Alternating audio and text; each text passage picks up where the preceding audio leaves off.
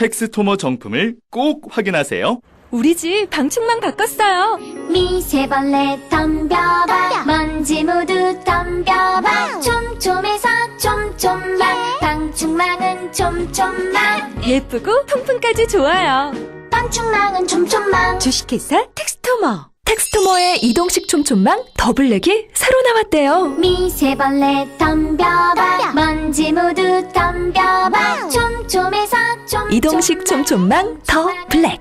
떼었다 붙였다 청소도 간편. 이사 갈 때 떼어갈 수도 있으니까. 방충망은 촘촘만 주식회사 텍스토머. 건강에 뭘 좀 아는 사람이라면 자, 따라해보세요. 하나 둘셋넷 건강해져라 건강해져라 건강해져라 건강해져라 가족 건강에도 부모님 선물도 건강종합몰 정관장몰.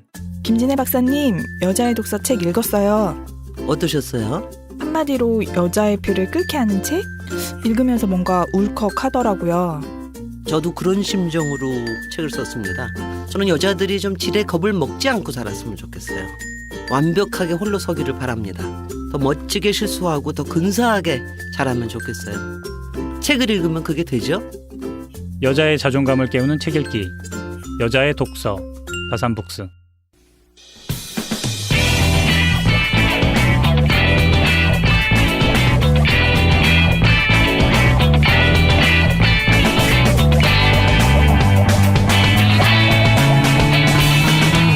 김어준의 뉴스 공장.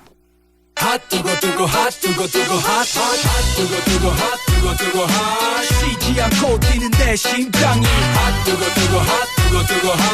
불타오르는 나의 젊음이 저희 방송에서 나라 걱정을 하다가 오늘 당대표가 되어버리신 이혜훈 대표에 의해서 현재 당사일 2위입니다.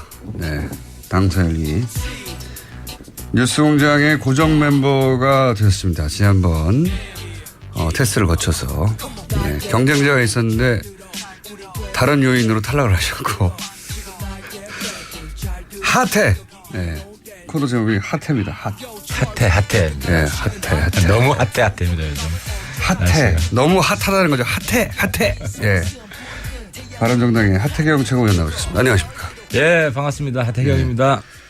의원님만 나오시면 저희가 기본 욕이 한 100개 이상씩 쏟아지거든요. 예, 욕 들으러 나옵니다. 욕 들으면서 하고 싶은 이야기 하러 나옵니다. 오늘도 기대해 주십시오. 자, 저희가 이 욕 문자가 많이 안 나오면은 이 코너를 없애버릴 생각입니다. 칭찬 문자가. 네.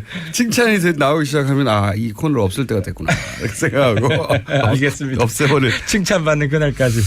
알겠습니다. 자, 지난 한 주간 바른정당, 특히 하태경 최고위원의 눈으로 바라본 정국 짚어보는 시간인데, 지난 한 주간 아무래도 가장 핫했던 거는 이제 핫했던 것은 안철수 전 대표가 당권 도전에 나선 거지 않습니까? 이 당권 도전 이유가 뭘까에 대해서 의견이 분분합니다. 사실 굉장히. 어떻게 보세요? 근데 이제 저도 정치를 오래 하진 않았지만 정치판이 이럴 수도 있구나. 지금 바른정당이 상대적으로 태평성대 같아요. 마이크를 여보세요? 귀에 대시면 됩니다. 안녕하세요. 하태경입니다. 지금 마이크를 귀에다 대고 말씀하시는데. 그러니까 바른정당이 거의 야권을 평정한 느낌이에요, 제가. 어떤 의미에서요? 원래 바른정당이 최고 위기 정당이고 20명밖에 안 되고 한 명만 나가면 지금 끝나는 이런 정당인데 홍준표 한국당 대표. 가만히 있어도 그냥 약간 엽기적으로 일배당 비슷하게 극우 정당으로 가버리고 다시 박근혜 탄핵 잘못했다 이런 이야기 내부에서 나오고 일배 열심히 하시라 혁신의 방향이 거의 6개월 전으로 돌아간 모습입니다. 너무 돌아갔어요. 너무. 거기는 거의 정권 재창출 포기한 그러니까 오른쪽의 정의당 이런 노선을 가는 것 같아가지고 그냥 저희들은 고마워요. 고맙다. 그렇게 계속 가시라.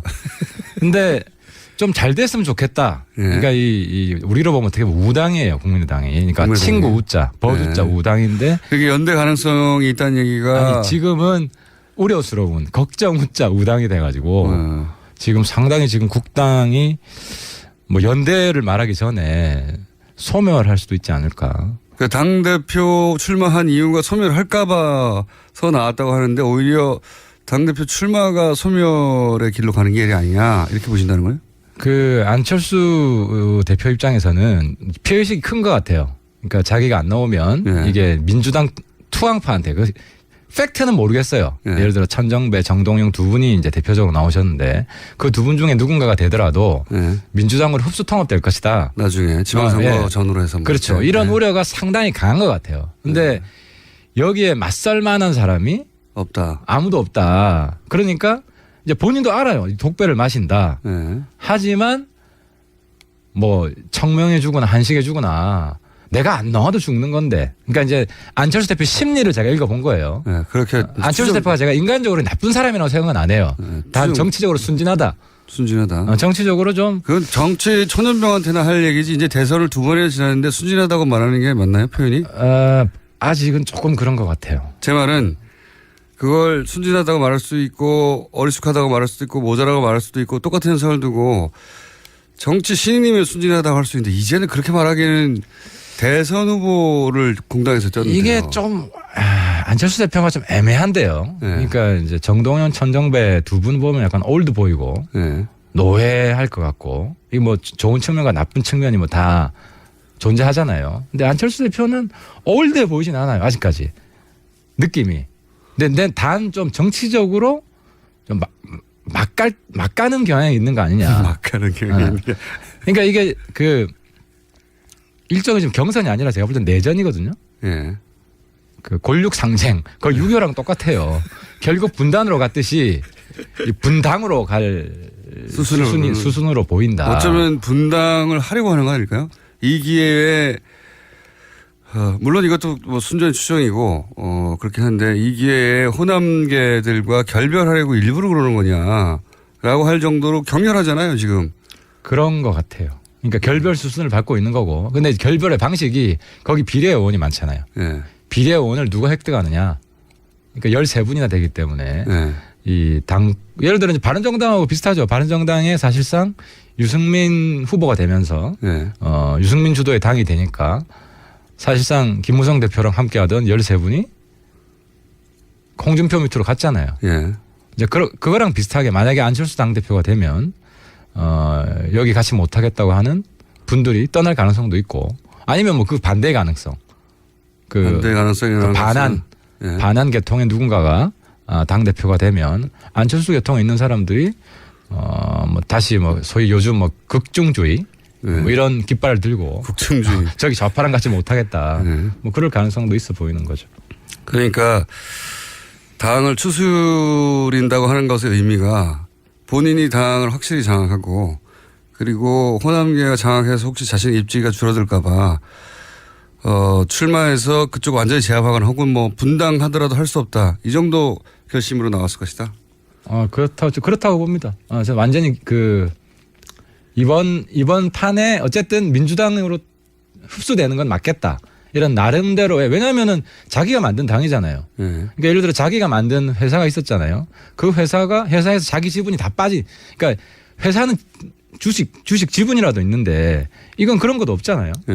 그러니까 자기는 완전히 팽되고 자기가 만든 당은 사라지고 뭐 이렇게 되면은 사실상 자기는 정치계에서 퇴출된다. 그러니까 은퇴가 아니라 퇴출하는 건 될 수도 있다라는 위기의식 때문에 나온 것 같아요. 그런데 이게 해법입니까 그럼? 베스트 해법은 아니에요. 제가 만약에 뭐 이렇게 조언을 할 수 있다면 네. 지금 공멸이거든요. 조언을 할 수 없죠. 안철수 대표가 네. 제가 하는 이야기 비슷한 워딩을 해요. 제가 깜짝 놀랐어요. 제가 그러니까 의원님이 먼저 한 이야기인데 나중에 따라하더라. 똑같은 워딩을 해요. 네, 우연이겠죠. 저도 우연이라고 보는데 어떤 워딩을 따라했냐면은 네. 제가 이런 이야기했어요. 뭐 자꾸 연대 이야기를 하니까 저기는 생존이 급한데 어떻게 연애 생각을 하겠느냐. 그 단어를 똑같이 이야기를 했어요. 제가 쓴 단어를. 시차가 얼마나 됩니까? 하루 뒤에. 하루 뒤에. 어제. 기사를 보고 했을 가능성이 있네요. 뭐 그럴 수 있지. 참모가 뭐 이 표현 괜찮다 싶어가지고. 근데 아무튼 제가 한 말씀 조언을 해드리면 이 공멸을 막는 방법은 손학규 추대다. 모두가 잊고 있던. 그렇죠. 모두가 잊고 있던. 왜냐하면 손학규 대표가 사실 예. 국당에 나름대로 기여한 바가 커요. 재미없는 경선을 예. 어느 정도 흥미를 불어넣어 주었고. 그죠? 그랬나요? 예. 그 정도 했잖아요. 예. 그리고 마지막 정치 인생을 국당에 쏟아부었거든요. 예. 그래서 지금 타이밍에 근데 모르겠어요. 정동영, 천정배 후보 쪽에서 자기한테도 불리하다. 안철수 대표가 당권을 잡으면 차라리 손학규 대표 체제가 자기들이 후위를 도모하는 데 유리하다. 그리고 안철수 당대표도 너무 욕을 들어먹으니까 손학규 대표가 잠시 좀 맡아주시라. 의원님 점점 얼굴이 다가오면서 마이크가 귀로 가고 있습니다. 사실. 왜 이렇게 저하고 얼굴 가까이 하시려고 하는 건지. 아니 근데 그러고 보니 손학규 대표가 어디 가시는지 모르겠네요. 이때쯤이면 한마디쯤 하실 법도 한데. 손학규 대표도 점점 내분이 깊어지는 상황이 그렇게 싫지만은 않을 거예요. 본인의 존재감이 다시 지금 부상할 수 있는. 그렇지만 아무도 상황이다. 얘기 안 하고 있지 않습니까? 의원님을 제외하고는. 아마 내일부터 또 본인이 한번 했기 때문에 국당 분들이 호응해 주지 않을까. 그러면 동교동계는 뭐 출당 얘기까지 나왔었는데 물론 뭐 감정적인 표현이겠지만 그 정도 말까지 했는데 가만히 있기도 그렇잖아요. 동교동계가. 뭐 그분들은 원래 정치 굉장히 오래 하신 분들이잖아요. 예. 그래서 언제든 뭐 휴전할 수도 있고 타협할 수도 있고 원래는 그분들 탈당 이야기했잖아요. 예. 근데 탈당 딱 보니까 몇 명 안 하겠거든. 그러니까 거기서 또 꼬인 거예요. 그러니까 정치는 첫 마디가 굉장히 중요한데 첫 마디 탈당해놓고 그다음에 출당으로 바꿔버리니까 진정성도 떨어지고 이 당장 싸움 의지가 별로 없다. 이 가능성 어떻게 보십니까? 이것도 뭐 설입니다. 워낙 설들이 많고 그 안철수 대표가 대략 한 3년 후에 할 법한 행보를 지금 하는 거거든요. 말하자면. 네, 그렇죠. 예, 뭐 총선 직전에 이래놓으면 누구도 안철수 대표가 왜 나와 이러지는 않을 거예요. 근데 지금 3년 후가 아니라 대선 끝나고 3개월 만에 이런 일을 하니까 모두 다 이제 해설들을 내놓고 있죠. 각자 사설 해설들을 내놓고 있는데 그 김무성 대표 측과 나중에 나중이라는 게 뭔지 모르지만 연대하기 위해서 그러기 위해서 자기가 당권을 쥐고 있어야 된다. 뭐 이런 설들도 있어요. 그 들어보셨습니까? 그러니까 이제 설이 아니라 내가 깜짝 놀란 게 이제 저도 안철수 대표 극중주의가 뭐냐 궁금했는데 그 말을 하더라고요. 안보에서는 보수, 경제에서는 진보. 유승민 대표. 그러니까 이게 이제 바른정당이랑 같이 하고 싶다는 그런 메시지를 강력하게 던진 건 맞아요. 그건 저도 인정을 하는데 이제 우리 당 입장에서는 그럼 김무성 대표하고 관계를 푸는 것도 중요하죠. 김무성 대표가 지금은 많이 적당한 표현이 안 들어오네요. 찌그러져 계시지 않습니까? 아니 우리 당은 그래도 이제 그 전통과 혁신이 잘 조화를 이루고 있기 때문에 김무성 대표도 그에 걸맞는 역할을 하실 거예요. 김무성 대표는 전통 쪽이 아무래도 이제 구정치와 신정치가 구정치의 장점이 많잖아요. 그래서 김무성 대표의 뭐 정무적 판단이나 지금은 힘이 많이 빠지셨죠. 지금 뭐 13분이 김무성 대표 내팽개치고 저 홍준표 밑으로 들어가는 바람에 스타일 많이 구기셨죠. 근데 같이 왜 안 가셨어요? 김무성 대표가 먼저 가 있어라. 말렸죠. 아니, 그거 아니에요. 먼저 가 있으라 한 거 아닙니까? 그게 아니고. 좀 이따 갈게. 그 내막은 제가 잘 아는데. 그래요? 김무성 대표한테 반기를 들고 간 거죠. 반기를? 김무성 대표 입장에서 어떻게 갑니까? 거기에. 아니 그러니까 지금 당시 그런 얘기도 있었지 않습니까? 대선 후에 유승민 대표가 지지율을 그렇게밖에 못 받으면 결국 당은 없을 것이고 먼저 가 있어라 내가 나중에 갈 테니까 지금은 싸우는 척 하자 이거 아니었어요 혹시? 그게 아니고 좀 전반적으로 무기력해져 있는 상태였어요. 그 멘붕이었어요. 김무성 대표. 그 이제 총선 이후에 계속해서 김무성 대표가 선택했던 정치적 행보. 예를 들어 뭐 성공적이 하나도 없었죠 사실. 그렇죠. 다 실패했어요. 예를 들어 질서 있는 퇴진 안 되고 반기문 특히 반기문 안 되고 그 다음에 막판에는 그걸 했잖아요. 반박 반문 연대 단일화. 그래서 사실 안철수로 단일화였는데 뭐 그것도 안 되고 다 안 되고 그래서 이번에 당 대표 할 때도 이현 의원을 밀지는 않았잖아요. 김무성 대표하고 연대하는 것이 누구한테도 별 크게 도움은 안 됐다고 초반에는 봐야죠. 정운천 후보를 밀었다고 하는 얘기도 있던데, 그죠? 뭐 김무성 대표 큰 역할 안 했어요. 솔직히 말씀드리면. 네. 어쨌든 이혜원 대표는 싫어하지 않습니까? 이혜원 대표는 사실 대단한 분이죠. 이혜원 대표가 아니, 그러니까 김무성 전 대표가 이혜원 대표를 싫어하지 않습니까? 이혜원 대표가 이제 의원들 사이의 관계가 썩 좋지는 않았어요. 그래서 네. 많이 우려를 했고 네. 경선 과정 중에서도 그런 이야기를 많이 했는데 일단 당의 핵심은 넘버 1과 넘버 2가 화합이 잘 되면 네. 잘 굴러가요 지금. 그래서- 의원님만까지만 다 화합이 잘 되면 나머지도 잘 되죠. 이제 뭐 넘버 3, 넘버 4 우리 지금 굉장히 화합이 잘 되고 있고. 넘버 2는 확실하고요? 확실하죠. 지금 저 해태남매라는 이야기가 뭐 괜히 나옵니다. 어쨌든 김무성 대표와 안철수 전 대표 두 분 다 전 대표가 손을 잡을 수도 있는 가능성에 대해서는 어떻게 보세요? 그런 썰들도 있는데. 이제 그 부분은 이미 1차 실험을 했어요. 네. 주승용 대표가 네. 대선 직후에 네. 바른정당 합당 얘기를 했잖아요. 네. 근데 이게 과거 YS나 DJ처럼 당을 완전히 장악한 대표가 아니면 그게 실현되기가 쉽지가 않아요. 당장 내부 그 반발에 부딪혀가지고 없던 일이 됐잖아요. 근데 안철수 다시 대표가 되더라도 뭐 51대 49 아니겠어요? 이제 그런 상황에서 자기가 압도적으로 당을 이끌 수 있겠는가? 그럼 다시 국민의당 화합 나가지 말라고 네. 내부에 어느 정도 그 반대쪽 목소리를 들어줘야 되기 때문에 그 다음부터는 국당 안에서 연대의 목소리가 사라질 가능성이 많아요. 김무성 대표하고 최근에 이런 얘기 안 해보셨죠?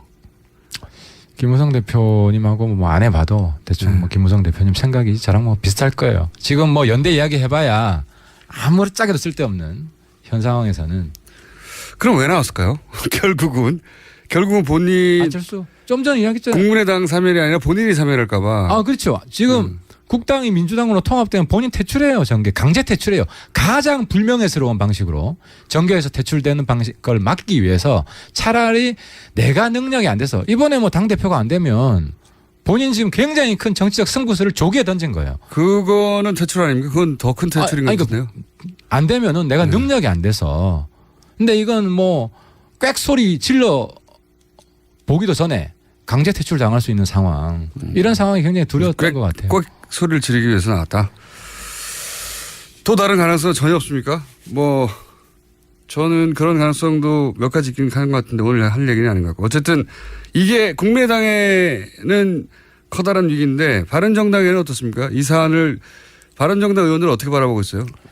좋네 불구경. 바른정당 입장에서는 이제 가장 현실 가능한 시나리오가 국당이 공멸하고 그 중에 이제 바른정당 중심으로 흡수 통합하는 거죠.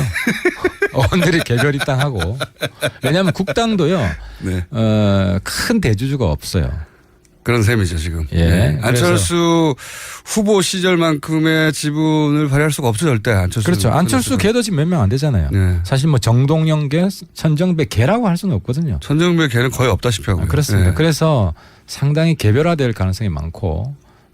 그랬을 때 이삭 집기를 할 가능성이 왔다. 뭐 바른정당하고 노선이 그렇게 크게 틀리지 않은 분들이 있죠. 예, 네. 그런 분들은 뭐 우리 당과 함께 할 수 있죠. 그러면은 바른정당 의원님들은 내심 잘 싸운다 깨져라 하고 있겠네요. 그거보다도 일단 뭐 바른정당 우리는 지금 한국당 지지율 더블 스코어 내는 게 목표예요. 네. 지금 한국당 뭐 1, 2% 차이 나는데 뭐 여기에서 연말에 1% 차이 나는 거는 갤럽 조사 기준이죠. 갤럽 기준으로. 네. 근데 이제 그게 뭐 좀 더 정확하다고 저희들은 보고 있고 단순 ARS보다는 그러면 뭐 연말쯤 지금 완만한 상승세예요. 네. 느리지만 두 자릿수가 지난주 처음 찍었죠. 네, 처음 찍었어요. 10% 찍었고 출발 직후에 한 17, 18 정도 나왔다가 한 자릿수 계속 가다가 갤럽 기준으로는 지난주에 처음으로 10%인가요? 그렇습니다. 네. 이제 기울기가 완만하긴 한데 뭐 거의 새 지도부 등장하고 한 달?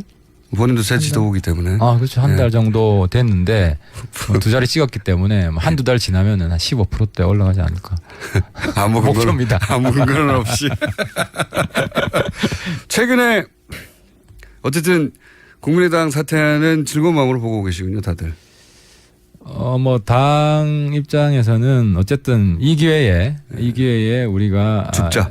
일치월장해야 된다. 도약해야 된다. 지지율을 팍 올려야 된다. 그래서 뭐 잔뜩 지금 열심히 하려고 노력하고 있습니다. 알겠습니다. 국민 남의 불행이 이제 바른정당의 행복인 상황이고요. 저건 어떻습니까? 그 바른정당이 치고 올라갈 기회가 몇 번 있었어요, 사실은. 아시다시피. 그럴 때마다 당내에도 바른정당도 당내가 뭐랄까요? 균일하진 않지 않습니까?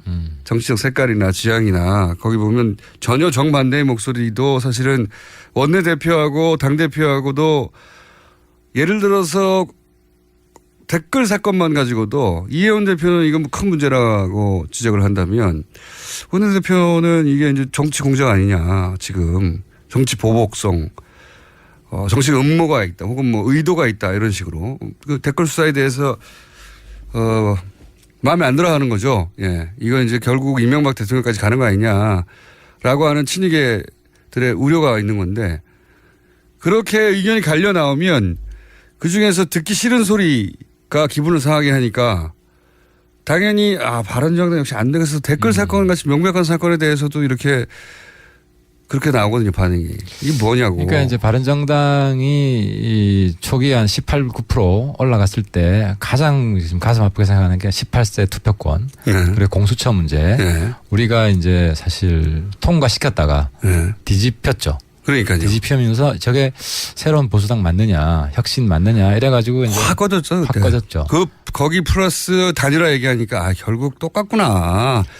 자유한국당과 바른정당이 결국 단일화 할 거구나. 그렇죠. 안 했지만 할 거구나 하는 인상이 드는 순간부터 뭐 지금 잠깐 헤어진 거지 곧 합칠 텐데 뭐 이러면서 지지를 확 꺾이잖아요. 그래서 지금 사실 저희들이 뭐 보수 적통 경쟁 이 말도 저는 별로 안 좋아해요. 지금 갈수록 그 한국당하고 우리는 지지 기반이 다르다. 저쪽은 극으로 가는 것이고 우리는 혁신 중도 보수로 가는 지금 그런 방향이고 근데 우리가 방향을 충분히 못 잡은 게 탄핵 직후만 해도 그러니까 탄핵에 찬성한 한국당이다 우리는 이런 의식이 의원들 사이에 강하게 있었어요. 그러니까 여러 이슈들에 대한 정책들은 그렇게 다르지 않다 하는 경향이 있었고 아니다 이것도 우리가 근본적으로 재검토해서 새로운 노선 새로운 보수로 가야 된다. 이 두 흐름이 있었죠. 이 두 흐름이 있다가 그러니까 지금 이게 혁명적으로 힘들어요. 왜냐하면 기본적으로 의원들 의식도 이제 과거의 의식이 많이 지배하고 있기 때문에. 근데 이제 13분이 가고 그리고 이혜원 대표나 저나 사실 뭐 저는 거의 뭐라고 그러는 이방인 비슷하게 새누리당 내에서 전문 용어는 왕따라고 하죠. 근데 이제 바른정당이 저 같은 왕따도 성공할 수 있다. 치고 올라갈 수 있다. 이런 가능성을 보여줬고 여기 아직 100개가 안 됐어요. 그러니까 예를 들어 제가 지금 그 바른정당의 비전을 주도하고 있거든요. 근데 이게 정말 어려워요. 이제 새로운 보수로 가는 게 뭐냐? 정책적으로 한국당하고 저는 심지어 안 보는 보수, 경제는 진보. 안 보도 우린 다르다 한국당과 이런 차별화라도 가야 된다고 보이고. 잘 안 보입니다, 근데. 아직 잘 안 보이죠. 앞으로 보여드릴 겁니다. 근데 시간이 조금 걸릴 거고요. 그다음에 이제 댓글 문제는 댓글 문제 명확한 거는 국정원의 정치 개입 잘못된 겁니다. 그렇죠. 이건 이번에 뿌리 뽑아야 돼요. 그리고 전면적으로 진상 조사를 해야 되고 그것이 왜 생겼는지 근본적인 처방이 나와야 됩니다. 근데 여기에서 지금 이제 쟁점이 되는 것은 자꾸 이제 야당에서는 전직 대통령을 이제 물고 들어가려고 하는 거죠. 아니 전직 대통령이 일부러 물고 들어가려고 하는 게 아니라 하다 보면 전직 대통령이 등장하게 되는 거 아닙니까? 그러니까 그거는 봐야죠. 봐야죠. 그거는 봐야죠. 아직 그 국정원 적폐상단 TF에서도 청와대 내용은 모른다는 것이고 그럼 MB가 알바들 조직해서 댓글 열심히 써 그렇게 지시를 한 거냐? 대통령이 직접 알바를 고용하라고 하진 않았겠죠, 뭐 당연히. 그러니까 제가 대통령이면은 이런 얘기는 했을 것 같아요. 북한의 대남 심리에 대해서 적극적으로 대응해. 뭐라 그러겠습니까? 근데 그게 댓글 알바를 고용하는 것으로 해결될 일은 아니지 않습니까? 그러니까 그 구체적인 내용에 대해서 지금 원세훈 원장도 저는 자기도 그 구체적인 내용에 대해서는 예를 들어 댓글이 어떤 댓글이 쓰여진다. 그건 상관이 없죠. 그러니까 그런 거, 그러니까 이 부분을 지금 이제 보수까지 포함해서 대단히 착각하고 있는 게 어떤 메커니즘이 작동하냐면요. 북한 통전부에 남조선 인터넷 예. 댓글팀이 있어요. 예. 그러니까 걔네들이 대남 심리전을 하는데. 대남 심리전을 하죠. 열심히 댓글 써요. 예. 그러니까 국정원에서 이걸 쳐다보고 있으면 예. 이거 자기들도 그거는 해야 할 일이죠. 아니 그거를 하면 안 됐어요. 예. 그렇죠. 왜냐하면 이거는 민주주의의 대가다. 예. 아니 그러니까 아니 북한 애들이 들어와서 댓글 쓰는 거나 해외에서 들어와서 댓글 쓰는 거나 심지어 저는 중국에서도 댓글 쓸 수 있다고 봐요. 예. 근데 북한 애들이 댓글 쓰는 건 뭘 쓰는지 아세요? 말씀해 주십시오. 아니 그 김정은 찬양 댓글 쓰는 게 아니고요. 예. 한국의 그러니까 남남 대결을 위해서 네. 한국의 야당 예. 과거 뭐 MB 박근혜 집권 때 네. 지금도 그렇고 한국의 야당과 뭐 제야단체 네. 반정부 단체 이런 단체들이 하는 이야기를 북한 애들이 댓글을 써요. 네. 아이디 추적해 보면 북한 애들이에요. 그런데 근데 문제는 국정원에서 대단히 오판을 한 게 북한 애들이 이런 댓글을 쓰니까 예를 들어 한미와 FTA 반대한다. 그죠? 광우병소 우린 못 먹겠다. 그러니까 여기에 대한 대응을 해야 된다는 강박 때문에 예. 이게 정치 개입이 돼버린 거예요. 그게 이제 국정원 사이드에서 이해해 주면 그렇고요. 근데 생각해 보시면 북한 쪽에서 예를 들어서 댓글을 달았는데 그것이 뭐 정부의 정책에 반하거나 혹은 뭐 친북 성향을 가지고 있는 일부 단체를 뭐 지지하는 글을 썼다고 쳐요. 그거를 대응하느라 본인이 지금 국정 댓글 사격이 났다라고 해서 해명이 안 될 것들이 너무 그러니까 많죠. 너무 많아요. 제가 말씀드리는 거는 네. 이제 그러다가 뭐 선거 때도 여러 이슈가 있고 아니면 거기서도 좀 과잉 충성 문제가 있을 수 있고 뭐 이런 과정을 통해서 선거 개입 정황도 드러난 거 아니에요. 그러니까 이런 부분은 전면적으로 조사해서 다 뿌리 뽑아야 된다는 거예요. 그런데 제가 드리고 싶은 말씀은 댓글 사건은 그냥 국정원을 통해서 정권을 연장하려고 한 거죠. 아니 그러니까 첫 출발은 그렇다고 그렇다는 거고. 그러니까 여기서 국정원 개혁에서 필요한 거 제가 말씀드리고 싶은 것은 북한 애들이 한국 인터넷 들어와서 댓글 쓰잖아요. 그럼 국정원은 뭐 해야 되냐면은 만약에 북한 내에 인터넷이 있다면 북한 내에 포탈이 있다면 거기 가서 우리 국정원 요원들이 거기 가서 댓글 쓰는 거예요. 네, 그렇다고 치고요. 그죠? 근데 그 북한 인터넷이 없어요. 예. 그럼 뭘 해야 되냐면 거기에다가 뭐 삐라를 뿌리든지 뭐 IP를 차단하는 거예요. 그러니까 북한 애들이 여기 댓글 쓰는 거나 우리가 거기 삐라 뿌리는 거나 대응하는 거예요. 네. 아니면 뭐 라디오를 방송을 튼다든지 TV 방송을 튼다든지 그런 식으로 했어야 됐는데 그러니까 좀 전에 우리 우리 김호주 총수님도 약간의 발언에 이제 오답을 했는데 그 대응을 해야 된다. 그건 민주주의 대가로 포기를 했어야 된다는 거죠. 아니 대응이라는 건 예를 들어서 뭐 IP를 차단하든가 그 다른 방식으로 해야지 대남 공작을 하면 어떡합니까? 그렇죠. 그러니까 그게 그 국내 정치 개입이라는 의식이 박약했던 거죠. 왜냐하면 국정원이 과거부터 쭉 국정 홍보를 담당해 왔기 때문에. 근데 국정 홍보 차원이 아니라 예를 들어서 야당을 탄압하거나 아니면 특정 뭐 호남을 공격하든가 이건 상관이 없는 얘기잖아요, 사실은. 아니 근데 이게 정권 연장하려고 한 거죠. 완전히 상관없는 이야기는 아니에요. 그러니까 내가 그래서 요걸 좀 들어먹을 수가 있을 건데 요걸로 100개 채우시려고 하시는구나. 북한 애들이 댓글 쓰는 게요. 야당하고 똑같은 이야기를 해요. 예를 들어 한미 FTA 추진하면 한미 FTA 반대하자. 북한 애들 그런 댓글을 쓰고 그러니까 지금 북한 애들이 상당히 지능적으로 이제 대남 공작을 하고 있는데 방금 100개 넘었다네요. 야당 애들이 야당이 하는 이야기 반정부 단체에서 하는 이야기들을 똑같이 해요. 아니면 그럴 수도 있는데 그런 일부 주장이 있을 수 있는데 그걸로 어떻게 지금 국정원 댓글 사건을 전부 다 덮습니까? 그러니까 북한을 상대하려다 보니까 이렇게 했다고. 아니 그게 아니고 내가 지금 국정원을 대신해서 변명을 해주는 게 아니라 출발을 그럴 수 있다. 그래서 그게 잘못된 거다. 그 출발 자체가 잘못된 거다. 그럼 이거 어떻습니까? 이해는 했습니다. 근데 국정원이 그런 인식을 가지다 보니까 이게 정치 개입이라는 인식을 잘 못해서 그랬을 수 있다. 첫 출발은 나중에는 그렇죠. 정치 개입이 확실한데 그렇게 이제 일부 이해해 주신 건데 저는 뭐 동의가 안 되긴 하나. 그래도 처벌받을 건 처벌받아야 된다는 거죠. 동의가 안 되긴 하나. 그런 시각이 있다는 걸 이해했습니다. 오늘 마지막 질문은 그러면 이명박 대통령의 책임은 없는 겁니까? 그건 뭐 조사하겠죠 이제.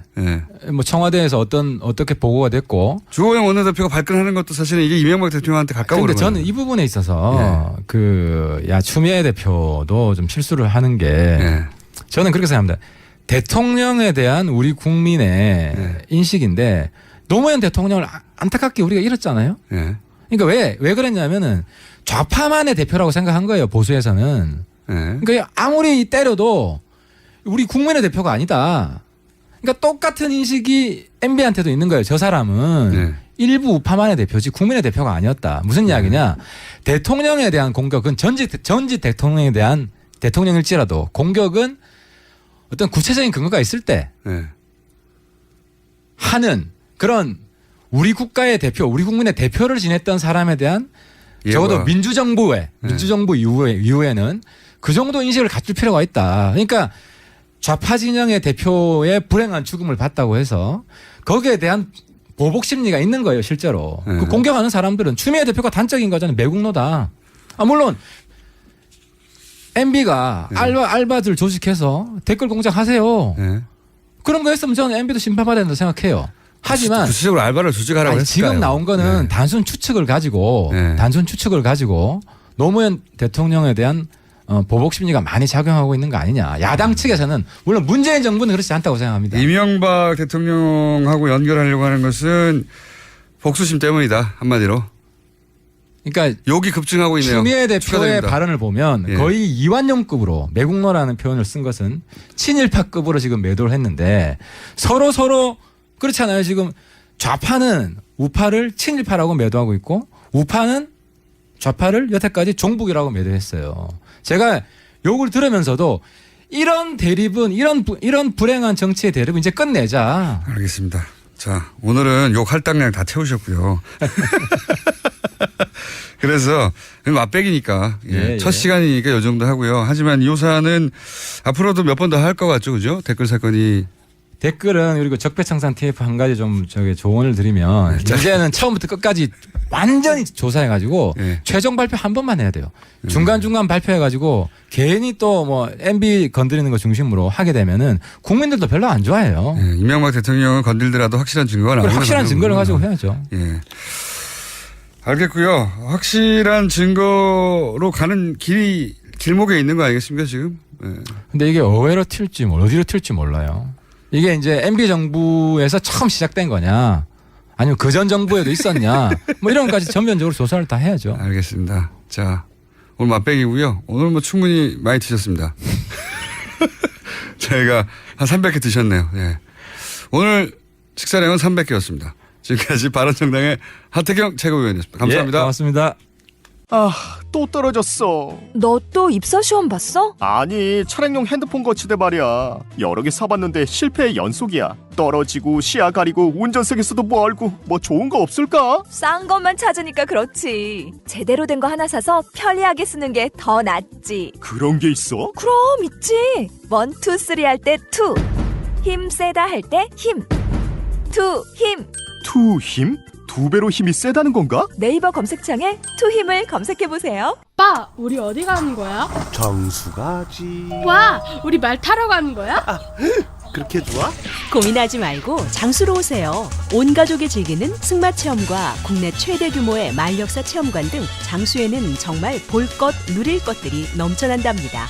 말의 심장 소리를 직접 느껴보는 장수에서의 하룬 여행. 장수는 항상 가까이 있습니다. 주말 여행은 장수로. 승마 체험 예약은 063-350-5486.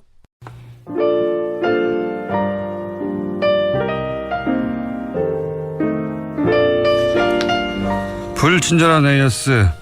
하태경 의원님 정말 재치 있으시네요. 마이크를 귀에 대다니. 이런 순수한 영혼.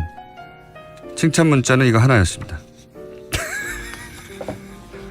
나머지 400개 정도는 하태경 의원님 오래 사시라고 문자가 왔고요. 그리고 공장장 요즘 들어 부쩍 바람이 셉니다. 7kg만 빼보시면 어떨까요? 바람이 새는 거는 제가 살찐 건 사실인데 최근에 10kg 가량. 바람이 새는 것은 살찐 거하고 상관이 없습니다. 3년 전에 살아있던 콧대 어디 갔습니까? 뭐 살펴란 소리가 많네요. 해볼게요. 그리고 오늘도 500개 이상 문자를 보내주신 모든 분들에게 감사드리며 불친절한 내에서 여기까지 하겠습니다.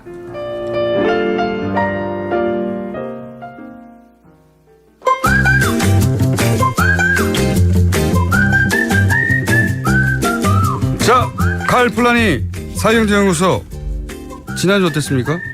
네, 좀 늘었습니다. 그러니까 이제 휴가에서 돌아오시는 것 같고, 예, 공장장 목소리를 이제 좀 듣는 것 같아요. 하루 이틀 이렇게 한두 주 빠지면 확 사라졌다가 한두 주 이상 연속을 해야지. 본인은 진행자가 막 빠지면서 다 한 번 빠지고 가지고 확 빠졌다가 다시 이제 10명 주당 10명으로 다시 돌아와야죠. 네네, 그래야 됩니다. 아직도 한 주당 30명밖에 안 됩니까 지금? 그렇죠.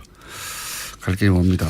자, 부동산 정책에 대해서 당연히 다뤄야 될 것 같아요. 가장 큰 최근에 나온 경제 관련 정책인데 일단 시장에서 뭐 당장의 반응은 세다라고 저희가 공인중개사협회 고문을 역임하신 교수님과 나눠봤더니 이제 공인중개사협회에 있으셨으니까 당연히 공인중개사들 얘기를 많이 들으셨겠죠. 예상보다 세다. 엎드려 있자. 네. 이런 분위기라고 해요. 예, 엎드려 있자가 답입니다. 예, 좀 있으면 풀릴 거다라고 예상하고 있는 거죠. 그러니까 뭐 사실 해방 이래 부동산 업자들이 진 적이 있습니까? 예, 그게 지금 문제가 되는 거죠. 왜냐하면 모든 대통령이 사실상 부동산 잡겠다고 했는데 결과적으로 잡지 못했으니까 그렇죠. 이번에도 마찬가지일 것이다. 조금만 기다리면 된다. 좀 세게 센데. 왜 그런 현상이 벌어지냐면 이 대통령들이 경제 성장률이 떨어지면 부동산 가지고 자산 가지고 이 경제 성장을 하려고 하는 유혹을 받거든요. 건설 경기를 진작해가지고. 제일 쉬우니까. 네. 그리고 사실은 돈은 굉장히 많아요 지금. 부자들은 돈을 많이 갖고 있는데 쓸 데가 별로 없어요. 재벌들 돈 많은 것처럼. 생산적 투자가 안 되니까. 근데 가장 간단하고 가장 수익률이 보장되는 게 부동산인 게 맞거든요. 그러니까 이걸 못 잡으면 그리고 대통령이나 이 청와대에서 유혹을 느끼면 부동산 가격은 올라갈 거다라고 느끼는 거죠. 근데 문제는 시그널이죠. 이제 확실하게 잡겠다는 시그널하고 이 섞이는 시그널이 나가면 가령 노무현 대통령 경우는 이거였어요. 부동산 주택 분양가 이걸 짜장면에 비유하면서 그걸 왜 공개하냐라는 식으로 얘기하니까 이제 안 잡는다 그러면서 확 올라갔고 또 하나는 이제 혁신도시 하면서 전국의 부동산 가격이 올라가게 만들었거든요. 그러니까 의도는 아니었으나 그런 시그널이 간 거죠. 네, 근데 시그널을 정확하게 부동산에 관해서는 일관되게 보내지 않으면 아까 말씀하신 것처럼 복지부동하고 있는 거거든요. 지금. 그렇죠. 조금만 기다려보면 어디 틈새가 나올 것이고. 틈새만 나오면 그다음에 글로 치고 나가는 거고 그때는 자꾸 이 강도를 높여봐야 다음에 또 나와봐야 또 기다리면 온다라고 하는 것이 지금 부동산 정책에 관한 거고 그건 투기꾼만 아니라 일반 시민도 그래요. 그러니까 지금 집 못 사면 영원히 못 산다라는 게 너무나 강하게 지금 억누르니까. 그게 몇십 년간 이어졌죠. 몇십 년간 이어졌고 그분들은 계속 집을 못 사고 있어요. 그렇죠. 그러니까 1050채 가진 분도 있고 한 채도 없는 분이 반이고 그렇습니다. 그러니까 소위 이제 부동산의 공포 마케팅인데 이게 부동산 업자들의 지금 안 사면 안 돼, 안 사면 안 돼. 만약에 이번 정부가 일관되게 5년 내내 똑같은 시그널을 유지한다면 그럼 좀 잡히긴 하겠죠 어느 정도. 네, 근데 지금 도시재생이라고 하는 게 또 있거든요. 52조가 들어가는 도시재생도 결국은 부동산 가격을 부추길 가능성이 있거든요. 뉴타운처럼. 예, 당연히 이제 지방 뭐 속성은 다르지만 어쨌든 부동산 그 부분을 신경을 안 쓰고 이 도시재생이 다시 이제 지역 땅값을 올리는 걸로 작용하게 되면 못 잡습니다. 그렇게 못 잡은 것이다. 자, 그러면 참여정부 시절에 결국은 여러 가지 처방을 많이 내놨죠. 뭐 연속으로 내놨어요 그때. 날짜들도 다 기억이 안 나요. 몇 월 며칠 나면 8월 30일이면 8.13 대책이라고 해가지고 뭐 이런 식으로 쭉 나왔는데 그 강도를 높여갔죠 점점. 높여갔지만 가장 마지막에 나온 정책도 결국은 부동산을 잡지 못하고 그때 실패 담을 틀림없이 이제 머리에 두고 그렇게 똑같은 실패를 반복하지 않아야 되겠다고 시작했을 텐데 이번 정책의 뭐랄까요 핵심 메시지를 한 줄로 하면 뭡니까? 오르지 않게 하겠다. 오르지 않게 하겠다. 내리겠다는 아닙니다. 더 이상 오르지 않게 하겠다. 네. 그러니까 831 대책 제가 58 대책이라는 걸 만들었고 석 달 뒤에 831 대책이 나왔는데 노무현 정부 시절에. 제가 딱 석 달 부동산을 담당했는데 8.3일 대책의 핵심은 LTV DTI였어요. 예. 그러니까 돈이 부동산으로 가는 걸 막은 거였고 예. 제가 6.12 대책 나왔을 때 그때 핀셋 어쩌고 할 때 이거 갖고 못 막는다 그랬던 것처럼 결국은 투기 지역으로 하고 40% 심지어 30%까지 지금 이제 막잖아요. 예, 규제하면 오르지 못하고 아까 얘기처럼 이제 관망세로 들어가. 지고 있는 거죠, 집을 그냥. 근데 집을 갖고 있는 것 자체가 부담이 돼야 되거든요. 네. 결국 보유세까지 가야 된다. 예, 보유세까지 결합이 안 되면 이게 풀려 나와야 되거든요. 많이 가진 사람들이 집을 내놔야 되거든요. 집이 지금 그렇죠. 부족한 게 아니에요. 집 많죠. 예, 많은데 이 사람들이 가진 게 부담이 돼서 조금씩 나오는 게 제일 좋습니다. 한꺼번에 쏟아져 나오면 그다음 금융위기니까. 지금 사실은 정책하는 사람 그게 제일 무서워요. 한꺼번에 쏟아져 나와서 폭락하면 금융위기거든요. 그러니까 서서히 빠져나오게 만들어야 되는데 그 강도 조절이 어렵다. 그런 그러니까 거군요. 첫 번째 시그널이고 예. 두 번째는 서서히 세 채 이상 가진 사람들이 파는 게 유리하다고 느끼도록. 두 채까지는 저는 이해가 가는 면도 있는 게 예를 들어 상속을 받았다든가 뭐 이럴 수 있어요. 그런데 세 채, 네 채 넘어가게 특히 한 5채 이상 넘어가면 이거는 일반의 상식으로는 이게 투기지. 보통 가정에서 어떻게 5채가 있을 수 있습니까? 근데 이명박 정권이 뭘 했냐면은 그걸 임대사업으로 양성화시키겠다고 해서 민간의 공급을 늘린다는 건데 그렇더라도 보유세는 과세를 해야 됩니다. 사실은 참여정부의 실패를 얘기하지만 참여정부 실패의 가장 큰 원인은 뭐냐면 처음에 강도 높은 게 나갈 때 그거를 여러 군데서 막았어요. 이정호 그렇죠. 실장이 주도를 했는데 그 시장에서도 막았고 뭐 언론들도 난리가 났지만 이현재 부총리부터 막았거든요. 정부 내에서도. 그다음에 제가 당시에 이제 수도권 국회의원들하고 이 대화하는 데 갔는데 전부 반대하는 거예요. 종부세에 대해서. 왜? 수도권 집값 떨어지면 자기 의원 단 한 명도 빼놓지 않고 반대했습니다. 그때. 그러니까요. 그러니까 그런 것들이 메시지가 못 막는다는 메시지를 계속 보내는 거고 내부에서부터 계속 완화가 되면 그러면 이제 확실하게 이제 시장은 틈만 노리는 거죠. 시장은 정부를 두려워하지 않게 되는 거죠. 정책을. 근데 문제는 제가 보기엔 지금 청와대가 그런 시그널을 틈새를 보여주고 있어요. 왜냐하면 장하성 실장은 자본소득은 별로 문제가 없다는 얘기를 했어요. 책에서. 근데 굉장히 심합니다. 왜냐하면 지난 1년 동안 자산 가격이 700조가 올라갔어요. 그러면 그 수익률로 치면은 40조 원을 이 사람들이 소득을 얻은 건데 40조 원이면 우리나라 GDP 전부예요. 이렇게 생각하시면 돼요. 28,000달러가 우리 1인당 국민소득이잖아요. 그럼 3% 오르면 한 100만 원 오른 거예요. 내 소득이. 근데 1년 동안 임대료로 내는 게 얼마예요? 100만 원 넘는다고요. 그러니까 경제 성장이 된 부분을 전부 자산을 가진 사람들이 가져가는 고 있는 거거든요. 구조적으로. 예. 그러니까 이거를 막지 않으면 안 되는 거고 두 번째는 김수현 수석이 종부세 트라우마가 너무 강해요. 종부세 때 걱정 때문에 보유세를 치고 나가지 못한다. 예, 종부세 때문에 그때 세금 폭탄을 맞고 이 노무현 대통령 인기가 떨어졌다라는 사고를 하고 있기 때문에 이 종부세에 대해서 소장님의 이 현재 부동산 정책이 방향성은 맞는데 이걸로 부족하니 보유세까지 가서 집을 소유하고 있는 사람들이 이것보다 훨씬 더 강한 압박을 받아야 된다. 네, 제가 보기에 지금 가장 올바른 시각을 갖고 있는 사람은 김현미 장관이에요. 김현미 장관. 김현미 장관한테 맡겨라. 이게 오늘 메시지입니다. 본인이 집 없는 서름을 그리고 머리가 큰 당사자이기도 하고. 네, 정확하게 장관이 메시지를 보낸 게 뭐가 있냐면 공급이 부족한 게 아니다. 그렇죠. 예, 맞습니다. 예, 보유세까지 원래 김현미 장관이 보유세까지 하고 싶었을 거예요. 그 다 허용하고 단번에 끝내야지 찔끔찔끔하면은 결국 당합니다. 근데 2단계로 보유세가 기다리고 있다는 것도 하나의 압박이 되긴 될 것 같은데 김현미 장관의 말을 한마디로 압축하면 이겁니다. 살고 있는 집이 아니면 팔아라는 거거든요. 예, 근데 역대 대통령이 다 그랬기 때문에 별로 안 믿을 텐데 그리고 김현미 장관이 앞으로 조심해야 될 건 도시재생이 투기로 변하지 않도록 해야 된다는 거죠. 김현미 장관 말 들으랍니다. 여기까지 하겠습니다. 정태윤 소장님이었습니다. 감사합니다. 네, 감사합니다. 내일 뵙겠습니다. 안녕.